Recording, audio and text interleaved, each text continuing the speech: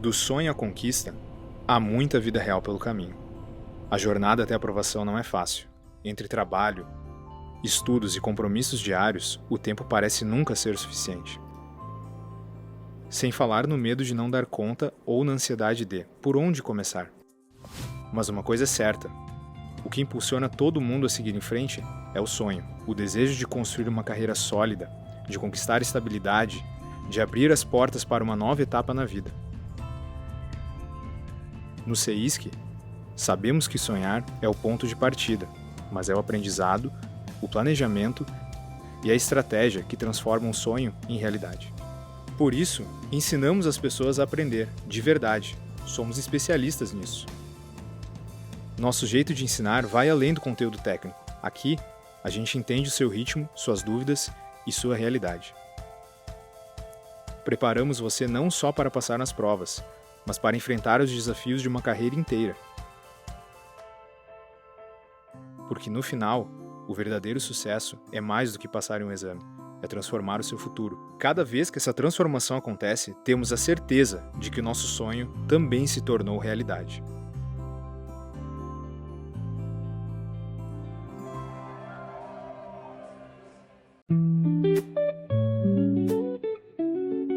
Imagina um lugar onde o aroma de um café especial se mistura ao sabor intenso do chocolate artesanal. Um espaço acolhedor no coração de Santa Cruz do Sul, feito para quem aprecia momentos de qualidade. Na Caterino, cada detalhe é pensado para transformar o seu dia em uma experiência única, seja para uma pausa rápida, um encontro especial ou simplesmente para aproveitar um instante só seu. Mais do que café e chocolate, oferecemos um ambiente onde o sabor e o bem-estar caminham juntos. Caterino Chocolate Premium, um convite para viver o melhor da vida em cada momento. Na rua 28 de setembro, número 200, no centro de Santa Cruz do Sul. Fala pessoal, tudo bom?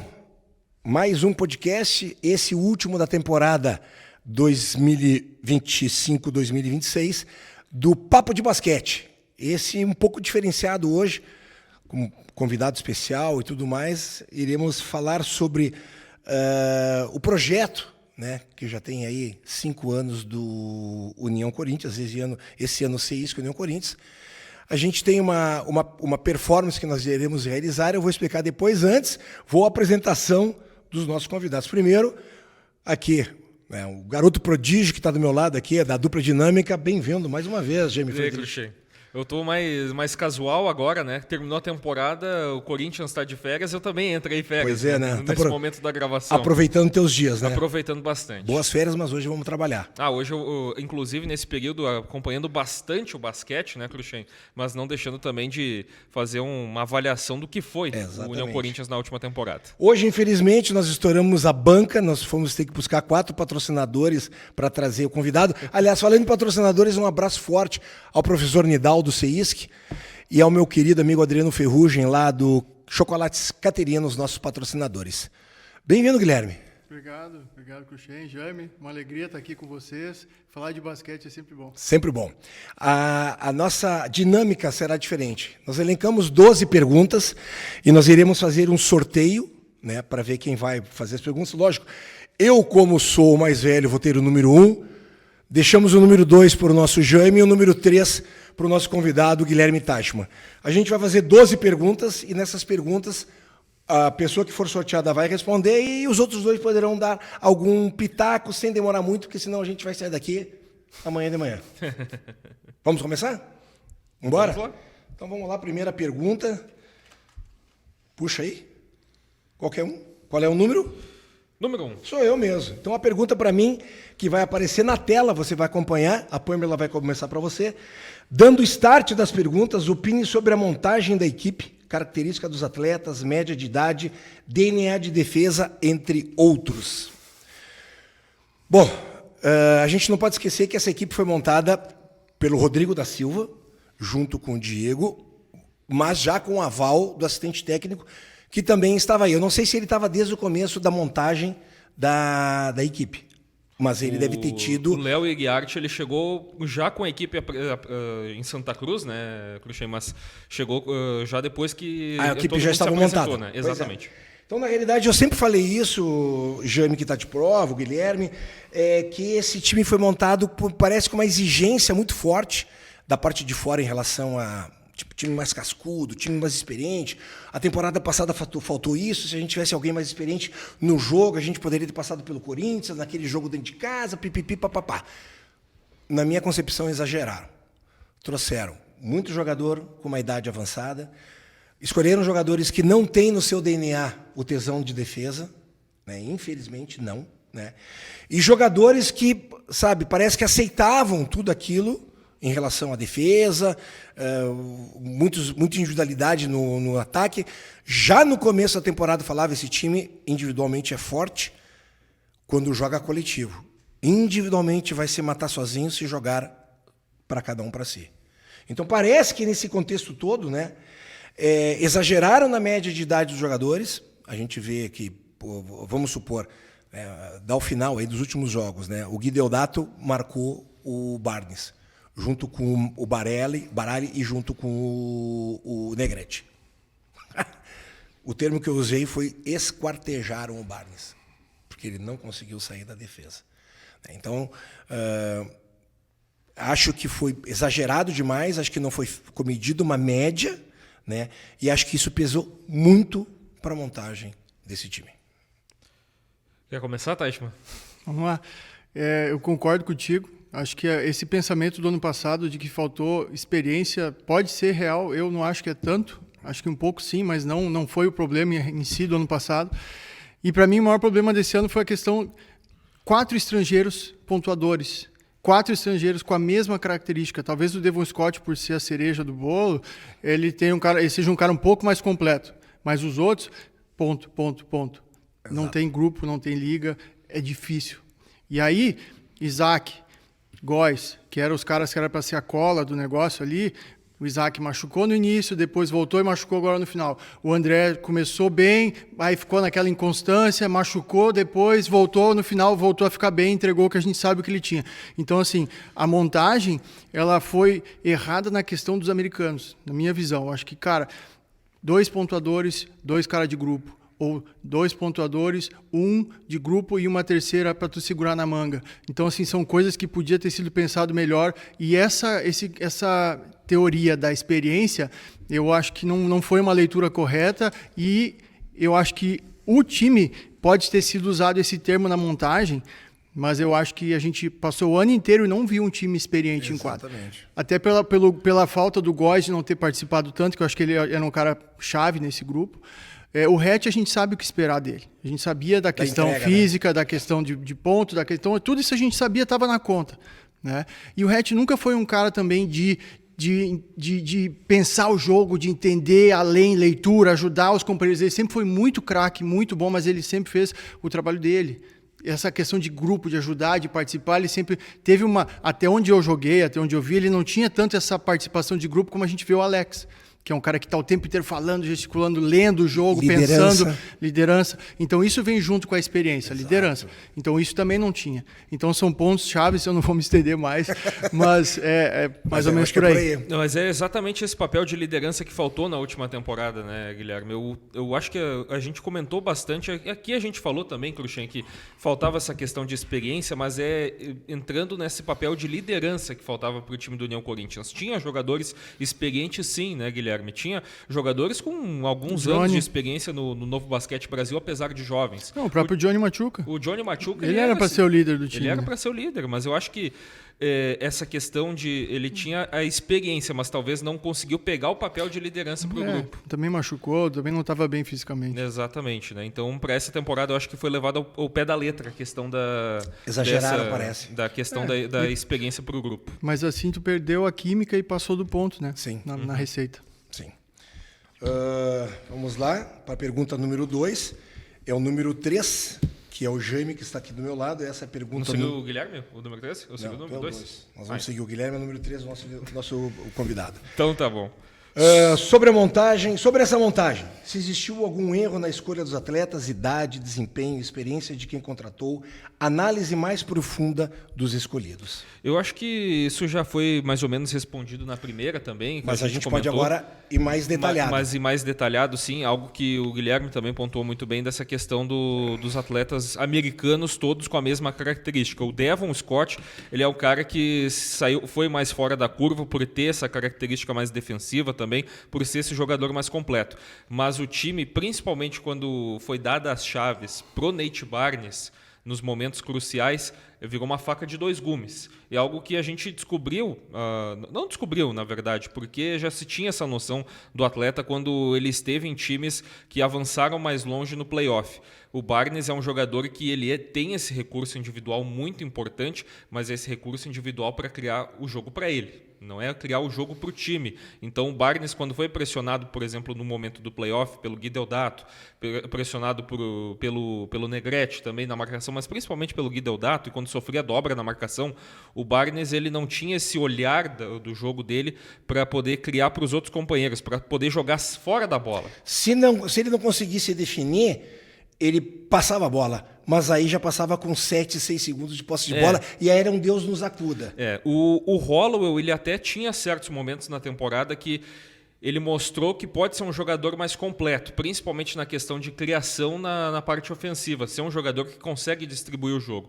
O problema é que o Hollowell, e isso vem já conversando até mesmo com torcedores do Bauru, um pouco do Minas, mas principalmente na primeira temporada dele em Bauru, ele mostrou isso, que ele tem essa síndrome de protagonista. Ele chega em algum certo momento do jogo, ele quer decidir, ele quer botar a bola embaixo do braço, muitas vezes ele fez bem, né?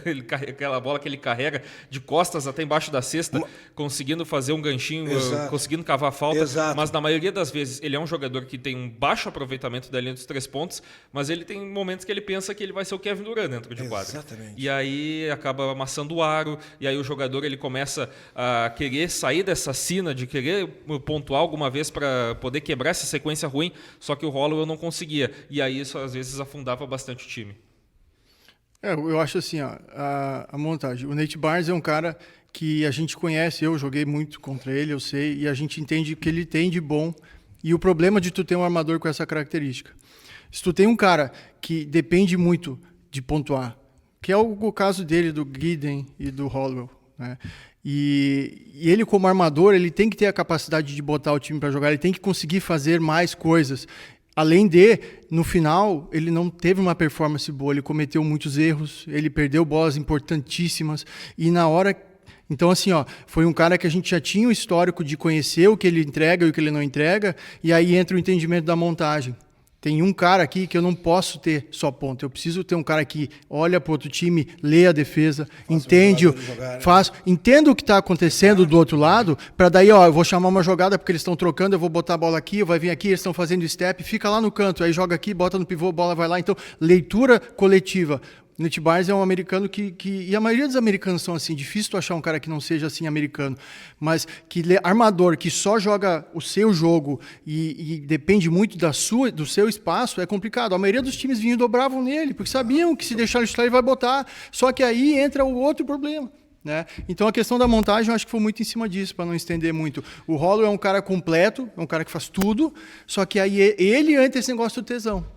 Do ânimo, da vontade de sentir, cara, agora é a hora do vamos ver. Né? Então, assim, ele é um cara que era meio que um termômetro dessa questão do time, que ele tá sempre assim, sempre tá. Não tem tanto. Não percebe, ele não tem grupo, não convive, sabe? E tu sabe que isso é a personalidade dele. É a personalidade, sim. A gente veio entrevistar ele aqui, até para responder as perguntas do Crônica do Basquete, parecia que ele tava Então, assim, cansado, aí quando tu fecha essa montagem, tu tem que ter esses pontos em noção de que tu tá colocando peças ali que não vão conectar. Ainda da questão da montagem, né, Guilherme? No início da temporada tinha esse problema ainda mais grave dessa questão de individualidades, quando o elenco foi contratado com outro americano, Guyton, né? Que era um outro cara. Porque ele acabou sobrando. Ele é um jogador que também jogava muito com a bola na mão lá no Uruguai, e ele acabou sobrando porque ele não tinha bola na mão com o Barnes e o Hollowell no time. E o Devon Scott. Não tem. E aí o time ainda, a direção conseguiu consertar um pouco isso, trazendo o Cárdenas, que é um cara que joga fora, que uma troca perfeita. É uma troca perfeita, trazendo um cara que ajuda muito na defesa. Só que ajudar até aqui, né? Depois não tem mais. Ele vai só até aqui. Vamos lá, terceira pergunta, então, número do... Opa, eu peguei o número 3 aqui, era o Guilherme, desculpa, então eu fiz a... Então eu Ele sou o tentou número 3 falar, aí. É o número 3, então. E o Guilherme vai ser o número 2, então. Pô, tu me deixa nervoso nessas histórias aqui. Tá Então vamos pro Gui aqui a pergunta. Pergunta número 3. Sobre os atletas, todos estarem cientes da representatividade e responsabilidade de vestir uma camisa que tem muita história no basquete e uma torcida apaixonada.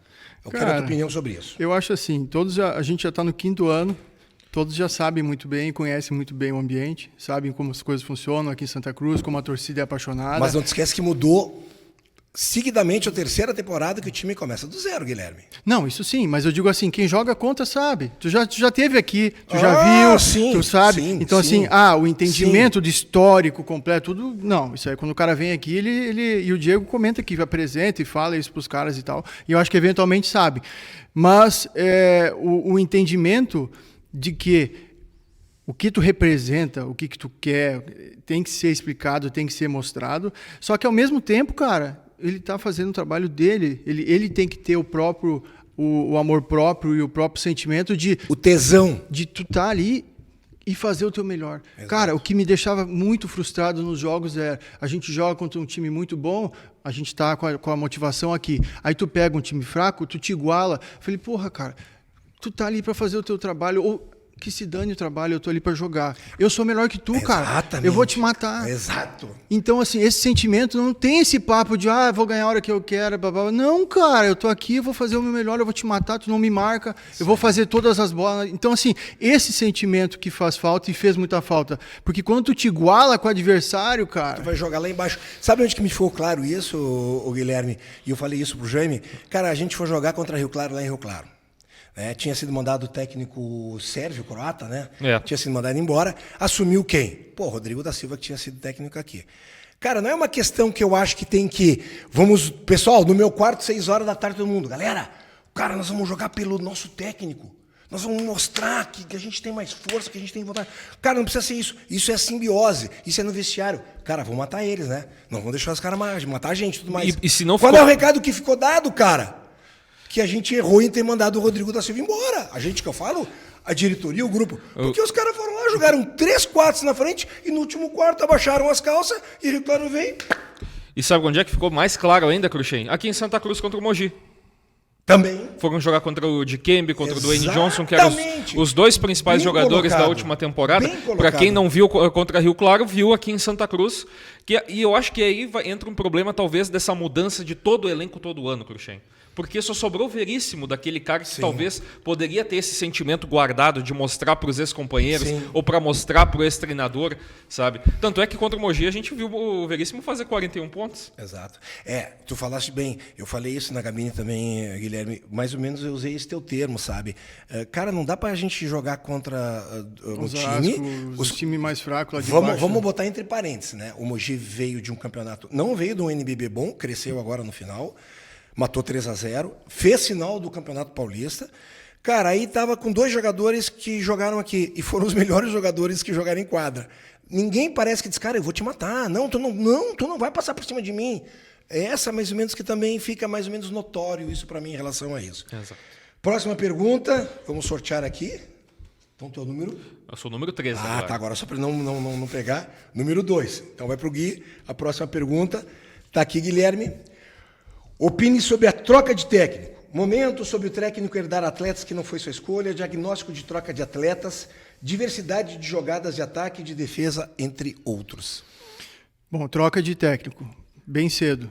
Acho que ficou muito nítido que era algo que já vinha um pouco da temporada passada, né? Talvez a diretoria com um pouco de insatisfação com o Rodrigo, mas aí eu acho que no terceiro jogo muito precoce, porque o cara acabou de montar o time, né? E aí, por Leandro herdar um time que ele não montou, como montou, era uma coisa que eu comentei muito sobre isso. Eu falei, cara, quem assumir esse time vai ter muito problema. Exato. Porque, assim, a montagem não tá encaixada, teria que mudar uns 4 pontos, uns 4 itens, assim, uns 4 jogadores para tu conseguir ter mão em cima do time, porque ele não tinha mão, ele não conseguia controlar os caras. Era notório isso, né? Então, assim, e aí um outro ponto chave na história para mim é o seguinte: quanto de evolução tu viu essa equipe durante a temporada? Eu vi pouquíssimo. Então, para mim, o grande problema é quando você trabalha 7, 8 meses e tu não tem uma evolução dentro da quadra, tem algo que não está funcionando. Então, assim, eu e o João, a gente tinha algumas conversas sobre isso, que ele pensava muito na responsabilidade do técnico. E eu falava, cara, eu acho que o técnico, sim, tem que brigar, tem que bater, quebrar prancheta, blá, blá, blá, só que o jogador compra a ideia.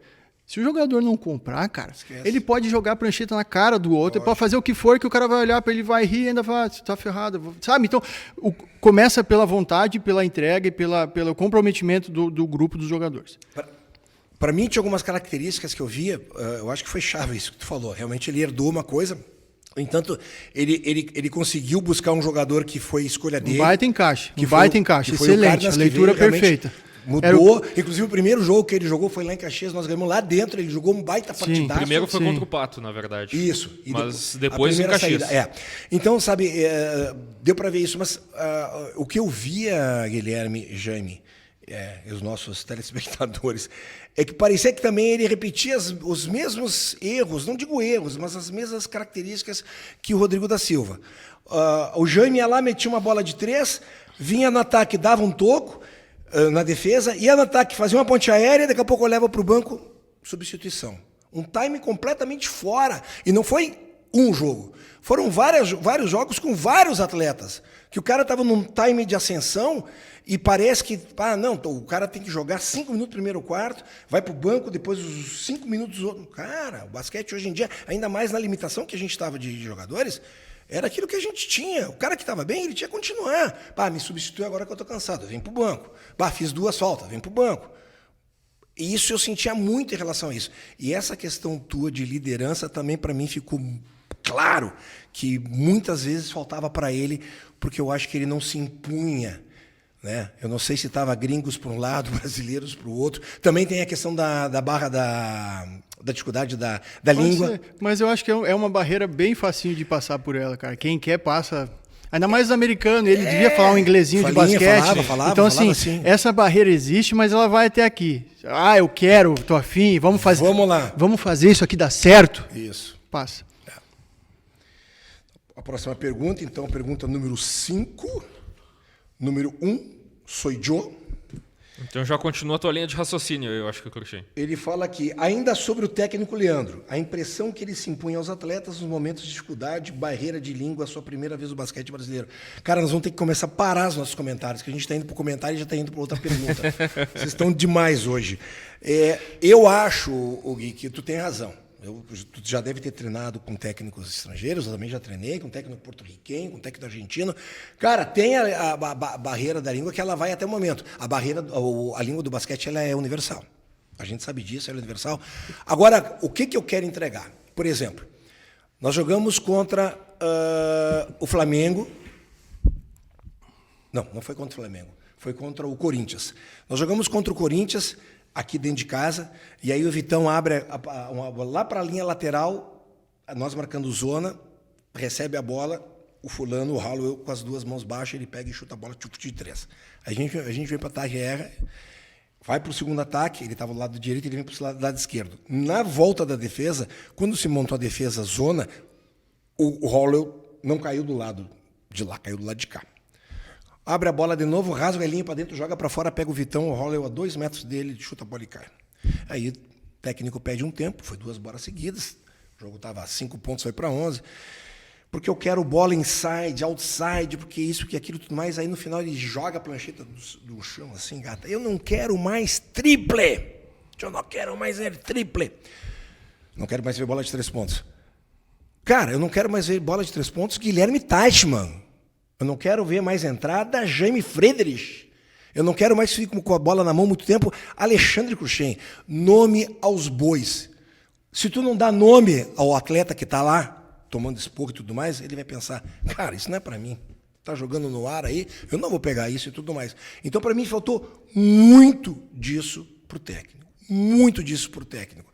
Eu acho que ele fazia umas leituras legais, pelo menos depois de jogo, eu ficava lá, o Jaime metia o microfone e ele fazia uma leitura fidedigna e fria. Fidedigna e fria. Só que eu não sei se ele conseguia levar isso para os atletas dele. O João também conversou comigo várias vezes sobre isso, que é a responsabilidade do técnico, e eu acho que ele tem razão, tu é obrigado, o Teichmann e Jaime, tu é obrigado a tirar do teu jogador o melhor. Tu é obrigado. Tu é técnico por causa disso, tu vai estudar por causa disso, ou tu vai ter uma experiência por causa disso. Tu é obrigado a tirar.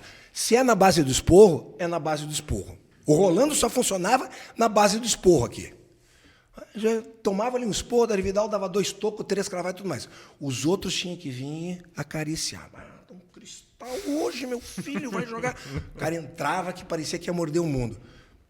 Lógico, um pouco de psicologia do cara e tudo mais. Mas esse entendimento parece que me faltou pro técnico. Não, e essa leitura de individual, ela é essencial para um técnico. Tu tem que saber a melhor maneira de se comunicar com cada um. Se esse cara aceita melhor isso, tem que ser assim. Isso eu passei em clubes onde tinha algumas avaliações psicológicas também para passar para o técnico o perfil de cada um. Nós vamos falar e sobre como isso. que cada um e como que cada um responde melhor ou como cada um recebe melhor. Então, tu tens e o técnico, cara, quantos técnicos fracos, para não dizer uma outra palavra, a gente viu por aí, que eram nomeados, ele é bom gestor de grupo, ele tem, e realmente o cara tinha isso. Do lado da psicologia. Ele sabia tirar um pouco, e aí no X e bolinha do rabisco não era grande coisa, mas aqui ele se garantia. Então, assim, então é uma equação difícil, mas tu tem que ter. Não adianta tu não conseguir te comunicar ou não, mas aí entre os dois lados, que eu falei antes, para se comunicar, o outro lado tem que querer receber. Então ele podia muito bem quebrar a prancheta na cabeça do Teichmann, marca o cara, e eu olhar para ele, tá bom, obrigado. E não entrar e não fazer nada. Algum comentário sobre isso, Jaime? Não, eu acho que até para não me responder a próxima pergunta, viu, que eu cheguei. Então vamos lá. Tereza, a pergunta do número 6 aqui pro Jaime. Opine sobre os resultados da equipe dentro de Santa Cruz e fora de Santa Cruz. Eu acho que vai um pouco dentro já que até mesmo tu falava dos jogos, do desempenho do time contra o Corinthians Paulista, eu acho que a gente volta um pouquinho pro jogo contra o Botafogo. Eu acho que ali rompe aquela ideia que estava dentro da torcida, mas também acho que dentro dos jogadores, Teichmann, que jogar dentro de casa. Que jogar dentro de casa já era uma vitória, um grande jogo na certa. Eu acho que ali o salto estava dessa altura. Com certeza. O salto estava dessa altura. E ali desmoronou o mundo do time do União Corinthians, porque ali depois veio as atuações contra o Corinthians Paulista, veio a atuação contra o Mogi, veio no playoff aquele jogo 3 aqui em Santa Cruz. O time tinha essa fortaleza, como o Leandro Iarte falava no início da temporada, que o time que tinha que construir. Ter essa fortaleza dentro de casa para depois também conseguir levar esses grandes jogos para fora de Santa Cruz. Isso nunca aconteceu. Isso, ao longo da temporada foi regredindo, na verdade, porque a gente assistia atuações cada vez piores, longe de Santa Cruz, o time ia escolhendo, né? Eu acho que, não sei, a questão do desgaste, talvez, da viagem, o time não queria se desgastar jogando longe de Santa Cruz, porque, claro, o Teichmann sabe muito bem que são pontes grandes para fazer uma viagem, por exemplo, para jogar até Campina Grande. Sair muito cedo, tu tem que sair cedo daqui, espera em Porto Alegre, espera ali, mas cara, tu tá passando todo esse perrengue para jogar, cara. Quando tu chega lá, tu vai jogar, velho. Não tem essa história. Então, assim, eu não quero interromper a tua resposta, mas assim, cara, o viajar não é um problema. Uma barreira.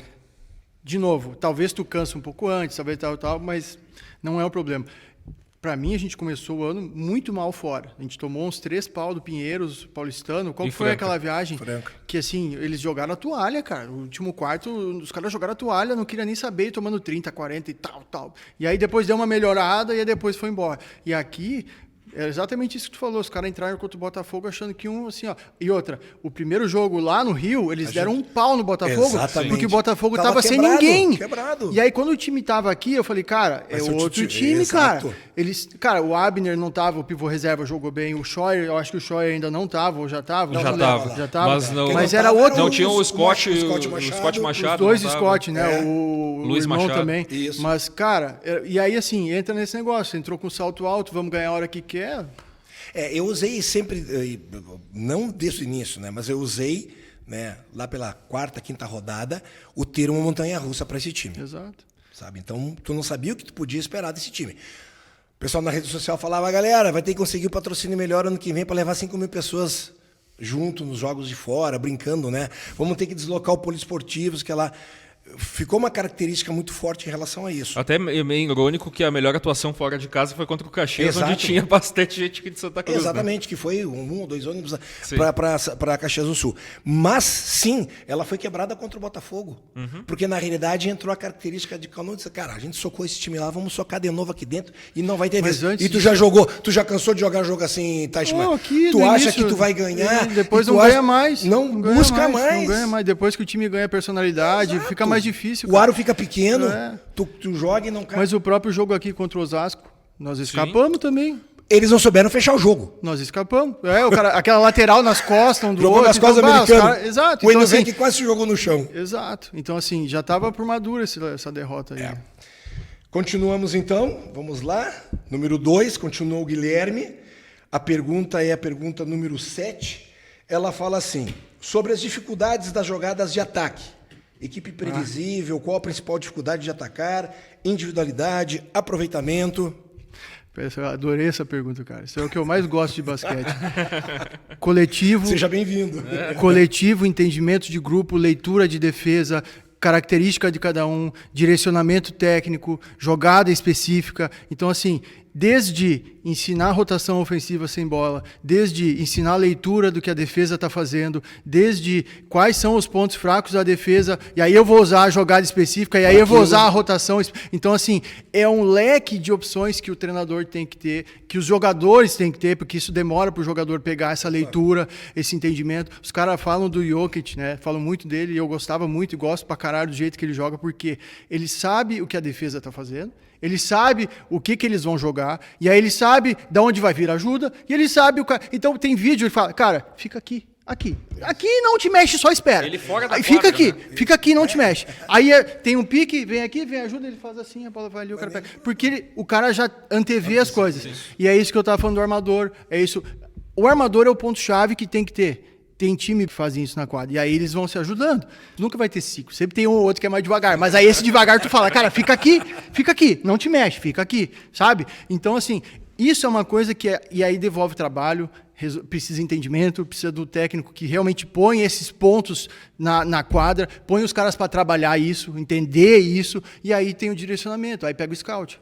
Ó, tá, eles gostam de fazer isso aqui, fazer aquilo. Barnes. Que era o que faziam com a gente. Mas O é time porque adversário fazia isso. mas isso todos fazem. Todas as leituras do scout Sim, eles fazem, mas sim. eles fazem até aqui. E aí vem o nosso caso. Ó, Barnes, eles vão dobrar, tá bom.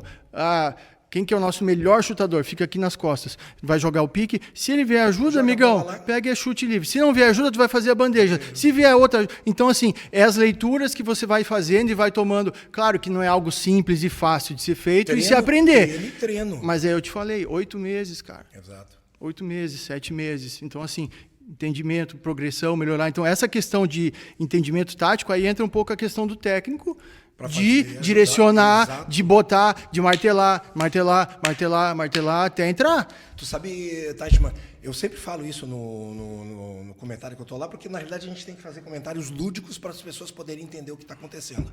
E eu sempre falo que o grande segredo do basquete, seja ele desde o mini até o nível máximo, ele é um jogo de xadrez, ele é matemático.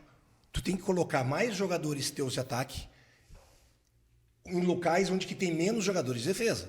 Tu vai sair... Espaçamento, usar a Exatamente. quadra. E parece que a gente não conseguia fazer essa leitura. A gente era previsível. Tinha lapsos. Previsível Não, é que demais.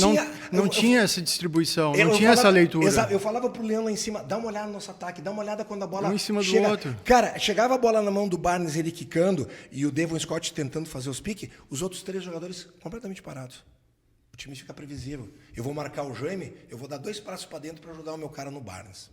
E assim sucessivamente. Foi essa a leitura, por isso essa pergunta, que eu também concordo contigo. Acho que aí que está o segredo da comissão técnica de tirar o melhor dos jogadores, criar mais opções, e parece que a gente veio desde que o seu técnico Leandro Iliarte assumiu, até o final da última jogada, jogando na mesma balada.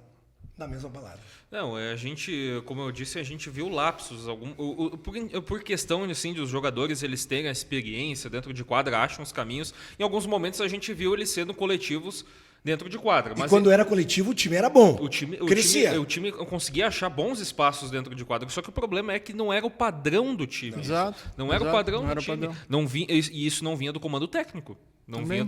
não vinha de um trabalho da comissão técnica esse padrão de jogo. O padrão de jogo era um pique pro Holloway ficar livre embaixo da cesta às vezes com alguém menor. Abre a quadra, põe no poste baixo. Poste baixo. Ele, o Veríssimo. Exatamente, Então, poste o baixo, Devon muito também, tempo, poste baixo, inclusive com o Holloway. Vamos lá, quem vai responder a segunda pergunta? Número 1, sou Joe. Essa pergunta eu gostaria de responder, ela caiu para mim. Diz a pergunta aqui. Sobre o lado psicológico da equipe. A equipe tinha um profissional trabalhando esquisito, sobre os altos e baixos entre um jogo e outro. Bom, para mim me ficou claro, inclusive eu usei essa metáfora, né, do time ser uma montanha-russa, que independente, eu respeito muito o trabalho do meu querido Carlos Gaúcho Cantarelli, um forte beijo para ti, Gaúcho. Eu acho que faltou uma simbiose entre comissão técnica, diretoria, jogadores e alguém profissional da psicologia esportiva. Para mim, faltou. Muitas vezes a gente ia para as redes sociais e brincava, e eu me divertia, porque agora eu posso, né? Antes, quando eu era jogador, não tinha rede social. Quando era técnico, tinha Facebook, olha lá. Cara, esse time é bipolar. Era o que mais eu escutava. Esse time é bipolar e tudo mais, porque encontrava esse gancho para brincar com a equipe. Acho que um fio puxa o outro. Tu saber o que é legal para o teu jogador, aonde que ele vai querer desempenhar a melhor função dele, em qual local da quadra ele se sente melhor, é uma função de todo mundo em relação a isso. Mas tem o pós-quadra. A gente não pode falar que a gente não fez parte da comissão, da diretoria, não sei como é que funciona, mas todos os atletas têm o pós-quadra. Ninguém abre a porta de casa, fecha, vai treinar e deixa os seus problemas fora, dentro do apartamento. E vice-versa. E essa questão de simbiose que eu falo em relação a isso, é tu estar com o teu atleta 100% ligado nisso. E, principalmente, o que se cria dentro das quatro linhas. Existem problemas? Existem. Eu não vou com a cara do Tyson, mas eu tenho que jogar com ele, cara. Eu tenho que botar a bola nele. E a gente viu muitas vezes isso, mas, né? pelo amor de Deus. Isso a gente viu muitas vezes. Muitas. Na carreira, o cara viu muito time que era assim. Demais. Eu fiz uma opção, na minha carreira, na minha vida, de ganhar um baita salário e joguei numa equipe que tinha 6 caras, sendo 4 de seleção brasileira, que não se olhavam na cara. Né? Mas entravam lá, cara, e o time foi campeão e tudo mais, mas, cara, era difícil. Mas tem que ter alguém. Hoje. Mas dentro da quadra. Se dava. Ia pro pau. Dentro da quadra tem que ir, vamos, cara. Eu tenho que te pau. ajudar, tu me ajuda. Então, assim, não se fala, não é amigo, não janta junto. Exatamente. Mas vamos lá. Isso fica para fora da quadra. Dia 10 eu quero ganhar o meu. Né? E aí, eu acho que essa questão faltou muito, né? Parece que faltava nessa questão também da comissão técnica, eu não sei se era por causa do primeiro ano dele no basquete brasileiro, de não conhecer realmente tudo aquilo que o basquete brasileiro nos dá. Assim, ó, só para te interromper, porque eu vejo um negócio na cabeça que é importante. Aí entra o entendimento do técnico, do como ele vai tirar o do cara, né? E assim, ó, dele. Tu tem que ganhar os jogadores. Tu tem que ganhar o Cruxem cobrando o Jaime quando tu tem que cobrar. Tu tem que ganhar e assim tu vai ganhando os caras. E esse processo de ganhar respeito dos jogadores, de ganhar o ouvido dos caras, te respeitar, te escutar, seguir o que tu fala, tu vai ganhando com o tempo. E jogador sabe, cara. Quando o cara fala uma coisa, o Jaime cagou aqui. Mas, ó, ô Cruxem, porra, cara, limpa ali. Alguém deixou cair? Não, cara. Vai na ferida. Vai aqui. Ao nome E faz certo. Cobra o certo. Tu tens a tua visão, tu tens o teu entendimento e tu sabe que se tu cobrar isso, vai dar certo. Exato. Talvez eu não ganhe um jogo ou outro porque a bola não caiu, faz parte, mas o time joga certo. E como que joga certo? Cobrando o Jaime estar no lugar certo, cobrando o Cruxem fazer a coisa certa. Então, tu tens que fazer o certo, cobrar o certo, independente de quem seja, e assim os outros vão vendo e vão comprando. Aí entra outra parte que eu falei, tem um certo limite que o jogador caga, mas aí, quando tu consegue ganhar 6, 7... Tira os outros 2, cara. Ele é o meu melhor jogador. Azar, cara. Contigo na quadra não funciona. E assim, e vai andando, entendeu? Então, esse é o processo que o técnico é importante, tu entender o que tu tá fazendo e fazer da maneira correta para ganhar o time, cara. E esse ano talvez o Leandro não conseguiu. Perfeito. Não vou dizer que ele foi errado ou não, mas ele não conseguiu. Ele não conseguiu trazer os caras para jogar para ele, para jogar um para o outro. Isso, fazer jogar coletivo. Inclusive, eu faço o comentário dessa questão, o lado psicológico da equipe, porque, eu não sei, não chegou a gente, tu que teve mais nos bastidores, tu estava lá nos treinos, alguma coisa, não chegava a gente que, até me desculpe se realmente tiver alguém que fez esse trabalho. Eu acho esse trabalho hoje fundamental. Hoje são pontas que se juntam para tu trazer as pessoas e tu poder tirar o máximo do teu jogador. Sem dúvida. E isso o Gaúcho fez nos anos que eu tive aqui, no segundo ano ele fez um puta trabalho com a gente. Inclusive, esses dias ele postou falando do Augusto, que o Augusto foi um cara que comprou muito o trabalho dele e tem resultados muito bons até hoje. Tu vê o jogo que ele fez lá no playoff, agora contra o Brasil. Pelo amor de Deus. O jogo contra a Franca no início do NBB também, lá dentro do Pedrocão. Exato. Então, assim, ele é um cara que incorporou muito bem e tem uma evolução psicológica grande. Então, o Gaúcho tem esse trabalho, só que esses últimos anos eu não tive por perto, não sei o quanto ele foi... Ele estava no grupo, mas só que daí parece que, de repente, que quando virou o ano, parece que ele saiu do grupo. Mas, assim, aí entra também o quanto os jogadores compram, de novo. E é a terceira vez, eu acho que eu vou falar isso mais umas 3 vezes. O cara tem que querer, cara. O cara tem que comprar. E esse trabalho do Gaúcho, o cara comprando, vai ser show. Se o cara não compra, não aí adianta entrar pelo ouvido e sair pelo outro. Número 3, agora eu sei que é tu. Tá aqui tua pergunta número 9. Sobre a montagem da equipe para a próxima temporada. Tua opinião, quais atletas deveriam ficar? Comando técnico se muda, permanece? Caprichosa essa pergunta, mas a gente vai te ajudar aqui. Não, é que assim, né, Cruxem? Eu tenho uma lista bem grande de jogadores que eu gosto muito, que jogam aqui no Brasil. Alguns deles vieram jogar aqui no Corinthians, mas aí vendo de perto, assim, tu percebe já um pouco mais da característica de cada jogador e se funciona em um time que pode ser ou não campeão. O Barnes, para mim, é principal jogador desse sentido, porque eu não acompanhava ele de perto, por exemplo, anos atrás no Paulistano, quando ele estava em um time que avançava mais à frente nos playoffs. Né? Quando ele estava no Pato Basquete, eu pensava que era aquele estilo de jogador refém, tá? Assim, da leitura do tipo, é um baita jogador que está preso num time que tem um potencial baixo.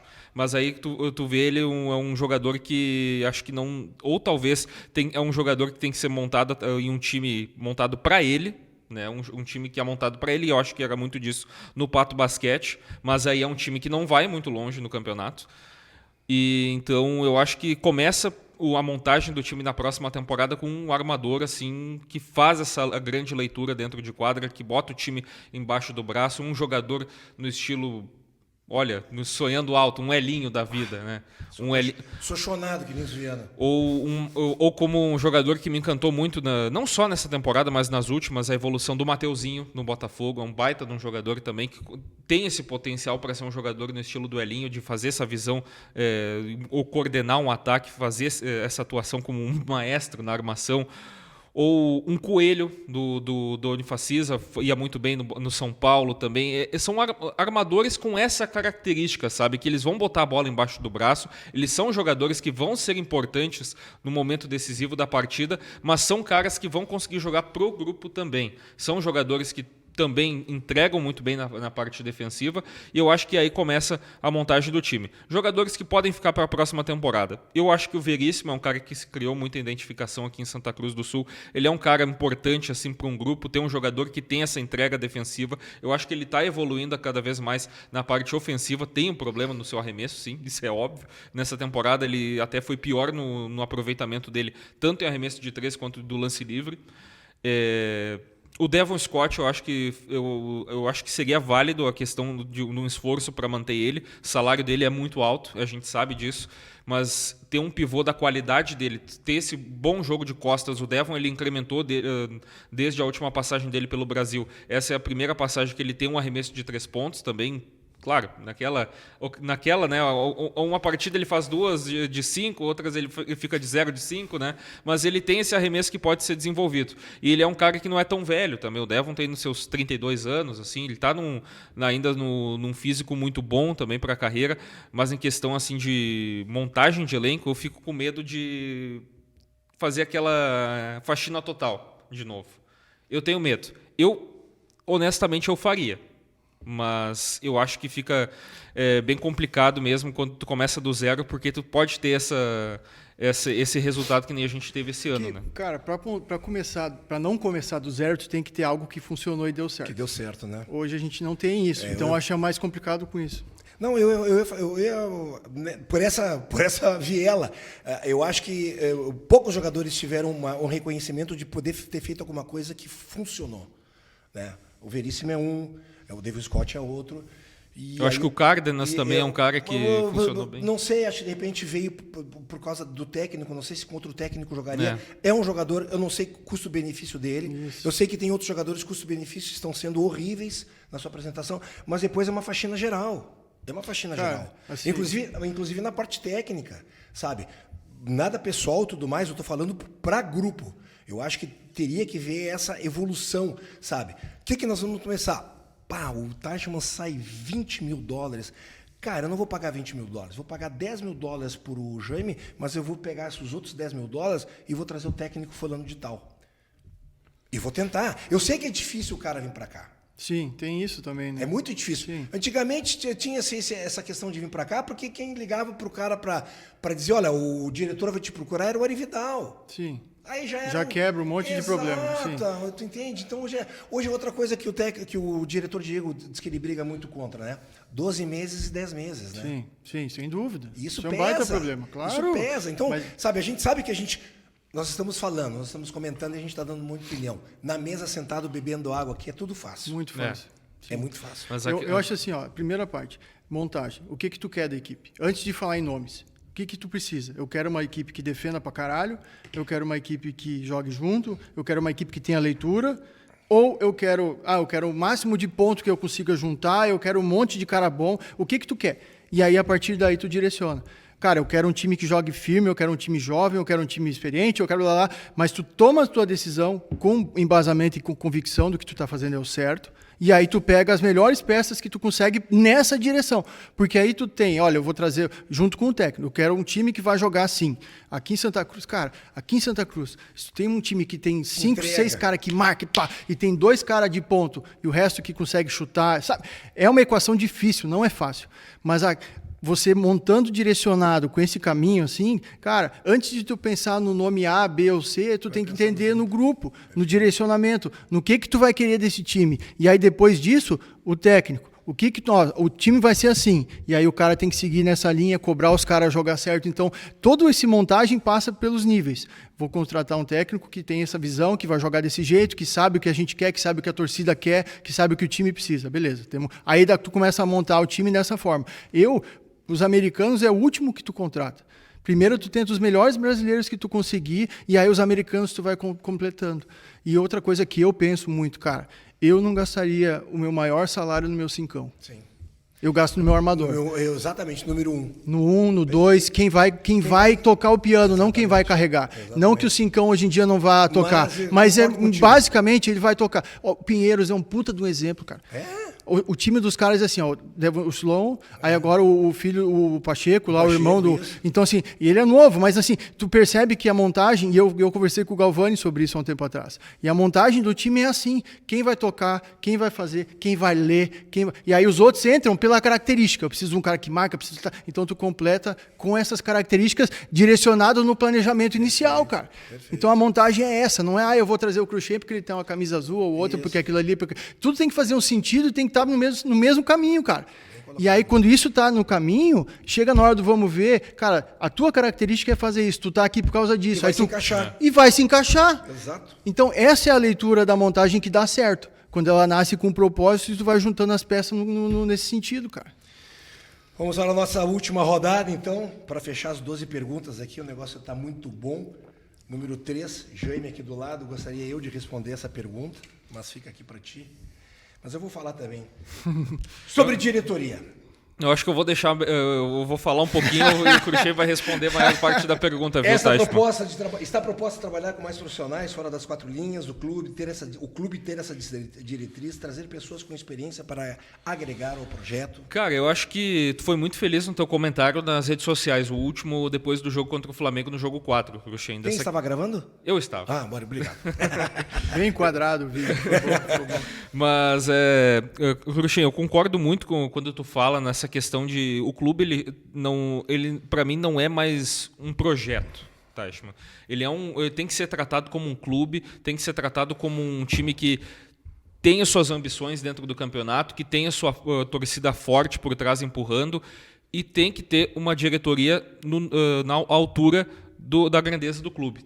Um clube desse tamanho não pode ser levado por 2 mãos, como tu bem disse. Eu vou te interromper e já vou começar. Em primeiro lugar, eu quero parabenizar ao trabalho do Diego. O Teichmann já trabalhou com o Diego. O Diego, o que ele faz é inacreditável pela parte dos bastidores. Ele move uma montanha para tocar o clube. Além de correr atrás de patrocínio, os protocolos do dia de jogo, isso, aquilo, o cara tá 3 horas, 4 horas antes do jogo lá vendo isso, Exatamente. vendo as coisas, cabe nas costas dele alugar, ou ajudar a alugar apartamento, médico, fisioterapeuta, as coisas que englobam o basquetebol, fora da maquiagem. E eu completo, né, Cruxendê, isso há anos já, na verdade, né? A gente está em 2026, isso começa lá em 2018, 2017, né, Teichmann, quando é unificado ali o Clube União e o Sport Clube Corinthians, quando começa só com a categoria de base, vem o Rogério Klafke para Santa Cruz, era o Klafke, o Atos e o Diego trabalhando juntos para ter uma categoria de base forte para poder jogar LDB, para apresentar o Corinthians para o Brasil de novo, aí em Santa Cruz do Sul, depois volta a jogar o campeonato estadual, é campeão em 2018, aí consegue jogar campeonato estadual de novo, mas foi durante a pandemia, mas enfim, jogou. Aliado a isso, continuou jogando por vários anos a LDB, e aí sim se conseguiu montar um time para jogar aquele campeonato brasileiro da CBB em 2021. Um trabalho longo foi feito. E muito isso, lá atrás, o Diego estava lá atrás já fazendo esse movimento. Nessa questão que eu estou falando de parabenizar o Diego, é indiscutível, o trabalho dele é indiscutível. É para contextualizar aqui, né? Exatamente. Se não fosse ele, não ia ter. Perfeito. Bem colocado. Ponto. Cresceu. Quando cresce todo o projeto, ele é muito bem-vindo ter mais mãos para poder ajudar. Quando eu falo mais mãos, tem muita gente de Santa Cruz do Sul que tem bagagem para poder ajudar. O clube poder comprar essa ideia, dizer para o Diego, não, Diego, vamos fazer. O patrocinador, cara, eu quero estar junto, mas, cara, eu quero mais pessoas que possam agregar e tudo mais. Eu acho que é esse o contexto. Não é tirar o poder, não é sacar a pessoa que está nessa retomada, dando todo o valor novamente. É agregar para poder construir mais ainda. Tem uma coisa que nós estamos conversando aqui, foi o que eu falei, que é primordial, cara. O clube está aí, tem uma estrela lá de campeão brasileiro, o Teichmann é campeão brasileiro pela CBB, vai chegar em tal lugar, cara, nós vamos passar tudo, o clube vai ficar. E tem uma coisa que está se renovando, e essa não passa, é a torcida. É a vontade, a paixão por esse esporte. Isso vem do garoto que tinha 15 anos há 32 anos atrás, tem 47 agora, está com 2 filhos, ou o cara que era dos anos 80, que via no alçapão, né, que hoje tem netos e tudo mais, essa paixão é renovada. O nosso grandíssimo amigo Nino Roga. Exatamente. Então, toda essa questão ela é trabalhada, na minha questão, por um único viés. A representatividade dessa torcida. Isso é uma coisa que, olha, ela pode acabar.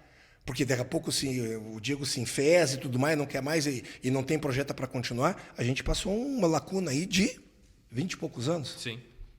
Era comandado... 7.000 dias, um abraço ao Guilherme Mazui. Um abraço, Mazui. O homem estava na capa do livro. Exatamente. Era uma pessoa que comandava o basquete. Ela parou e tudo mais, o basquete caiu nesse breu. Acho que está mais ou menos respondido. Está muito respondida. Tem 2 agora bem gostosas aqui. Sou eu. Sobre categorias de base. A equipe adulta tem onde buscar jogadores na base, como investimento, espelho para os adultos e tudo mais. A gente sempre trabalhou muito tempo, inclusive em Santa Cruz do Sul. Queria mandar um abraço e boa sorte ao meu querido colega Gilmar Fernando Vaz, que vai fazer uma operação, uma cirurgia lá em Porto Alegre, que dê tudo certo. Ele foi o precursor do Projeto Cestinha. Né? Duvido que... Meu querido amigo aqui, o maior matador de bola de um ponto na linha do lance livre, Jaime Friedrich, no Projeto Cestinha. E por aí vai, tantos esses jogadores que vieram por esse projeto e tudo mais. Mas eu acho fundamental. Quando eu falo categoria de base, sim, eu falo do sub-13, sub-14, sub-17, mas principalmente de uma LDB, de um sub-22, para a gente poder ter gente da cidade, gente da terra, do estado, da região, que possa estar aqui e possa ver no adulto o seu espelho. Cara, eu quero chegar lá. Cara, eu quero jogar com o Teichmann. Cara, eu quero jogar com o Cruxem. Cara, eu quero bater bola com o Jaime. E ele vai estar ali e vai estar fortalecendo. E sendo que, possivelmente dê certo, é um celeiro Tu entende? Ah, vai ter custos isso. Cara, faz uma diretoria à parte. Vai buscar dinheiro com projetos no Estado, vê diferencial, sabe? O garoto vai ganhar quando ele estiver no adulto. Ali no LDB ele vai ganhar alguma coisa, uma bolsa, sei lá. Mas eu acho que é fundamental o clube voltar às suas origens de 2018, 2017, quando foi jogar muitas LDBs por aí, com atletas que depois eram reaproveitados na categoria de a gente falou bastante sobre isso, né, Cruxem, sobre categorias de base. Para mim tem um ponto muito importante ao longo da história, desde a fundação do Projeto Cestinha, que se tinha essa rixa entre Projeto Cestinha e categoria de base do União Corinthians. Antes era o Esporte Clube Corinthians, né? O Projeto Cestinha fazia até o Sub-15 e depois era absorvido pelo Corinthians no Alçapão. Mas não tinha uma conexão entre os dois projetos. Mas quando aconteceu, me parece que não se perdeu o que o Projeto Cestinha tinha de melhor, que eu acho que era a conexão com a comunidade. O Projeto Cestinha, ele atendia diversos pontos da cidade, captava pessoal lá de Venâncio Aires, também núcleos. de fora.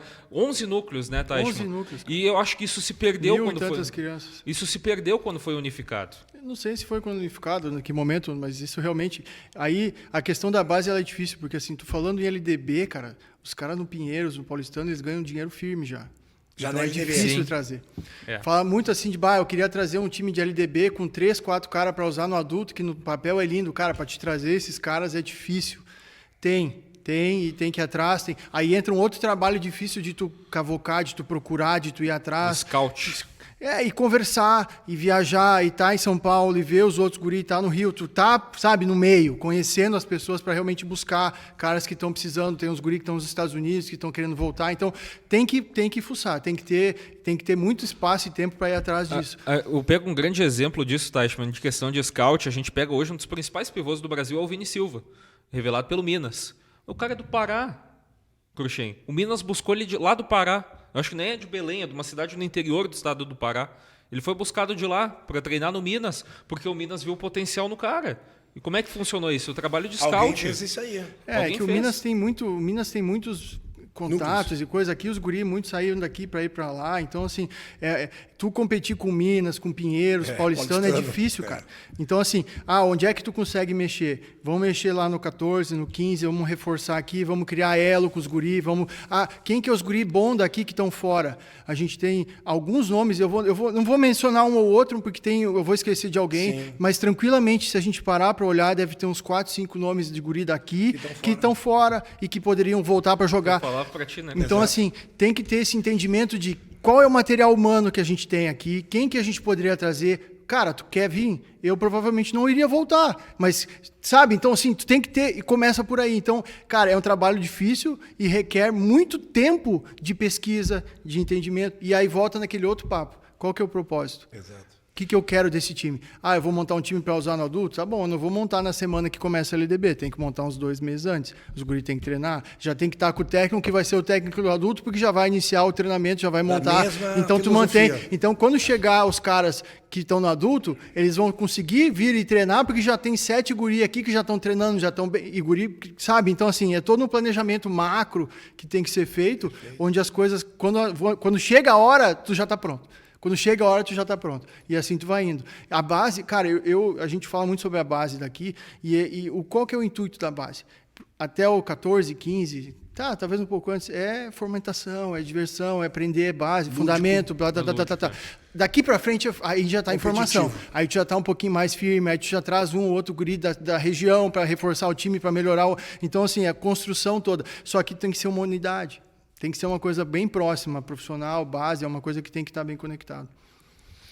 Show de bola. Então, ele estava falando até agora, ele continua falando, né? Número 2. Sobre a última pergunta, Taichman, para ti, sobre a torcida. Realizar movimentos de jogos com valores mais atrativos, sua importância, apoiar as organizadas, dar espaço, inclusive de manifestações. O que tu acha em relação a isso? Tem que falar. Todo mundo tem que falar. A torcida tem que falar. Se vai falar bobagem ou não, paciência. Cada um fala o que quiser, cada um faz o que quiser, dentro do seu limite. A torcida está aqui, vai falar, vai lá na rede social, vai lá no jogo, reclama, xinga, vaia, como a gente viu. Faz parte, isso tudo faz parte. Por que aonde tu te protege nisso? E tu vai saber bem o que eu estou falando. Dentro da quadra. Perfeito. Se tu faz o teu bem feito, amigão, pergunta pro Veríssimo se ele tem problema em ir no Centenário, se ele tem problema em andar pelo centro. Perfeito. Se ele tem, tu acha que vão encher o saco dele se ele estiver tomando uma cervejinha de noite em algum lugar? Não Não vão vão, sentar cara, com ele, vão beber. porque na hora vamos ver ele entrega. Então, Exato. Tu faz o teu bem feito, cara, nada disso importa. É. Se tu faz o teu bem feito, se tu não tá fazendo nada de errado, né? Se tu tá correto, se tu tá te entregando, às vezes não deu certo, a bola não caiu, mas eu tô me entregando, eu tô fazendo. Faz o teu bem feito, cara. A torcida pode e deve falar o que quiser, porque não tem problema. E tem um diferencial aqui, tá, Shimon, que eu falo isso, inclusive nos comentários. E tu sabe disso, porque tu jogou contra, tu jogou aqui dentro, tu é cria da casa. A torcida aqui de Santa Cruz, pelo máximo que a gente possa não exigir dela taticamente ou tecnicamente, ela entende de basquetebol. Claro. E principalmente nesse quesito da entrega do jogador. Exato, mas isso é notório, cara. Exato. Isso é um feeling que todo mundo tem. Então, às vezes a bola não cai, mas tu tá ali, tu tá afim. Brigando. O cara percebe que tu comprou a ideia, que tu tá representando. Isso eu falava no vestiário quando eu joguei. E eu disse vários dias que eu falei, cara, não interessa o quê, interessa o como. Isso. Não interessa se a gente vai ganhar ou perder. O importante é, eu já cansei de jogar em vários lugares onde tu perde um jogo e os caras te aplaudem, cara. Exato, aqui mesmo. O cara te aplaude, porque assim, eles sabem que tu fez o Brigou teu máximo, final. cara. Então assim, o resultado em si ele é relativo, o que importa é o quanto o cara entrega. E isso a torcida entende, cara. Entende. Então assim, quando o grupo tá ali, tá afim, cara, aí as coisas acontecem e tu não vai ser vaiado. Porque tu tá perdendo por talvez um limite técnico, ou talvez uma questão que não deu certo, ou uma jogada que não... Mas, assim, no geral, os caras não estão insatisfeitos, porque eles estão vendo que os caras estão afim.